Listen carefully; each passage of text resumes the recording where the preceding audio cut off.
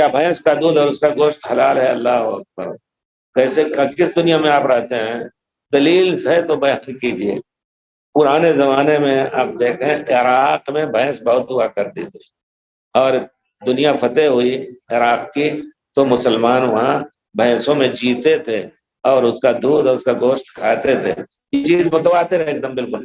کتاب الاموال وغیرہ لکھی گئی ہے، ہمارے علماء نے لکھا ہے مال کے بارے میں کتاب، کوئی موضوع چھوڑا نہیں انہوں نے، لکھ کے چھوڑا تو کتاب الاموال زنجوے، اور اسی طرح ابو عبید قاسم بن سلام کتاب الخراج امام ابو یوسف کے، ان سب میں اس کا ذکر ہے کہ بھینس کا کی زکوٰۃ ہے یا نہیں ہے، کیونکہ بھینس کو کہا ہے نوع من البقر، یہ سفید گائے کی قسم میں سے بھینس بھی ایک قسم ہے۔ تو اس وجہ سے آپ ہندوستان میں دیکھیں گے اختلاف کرتے ہیں لوگ کہ نہیں اس کی قربانی جائز نہیں، کچھ لوگ کہتے ہیں نہیں جائز ہے۔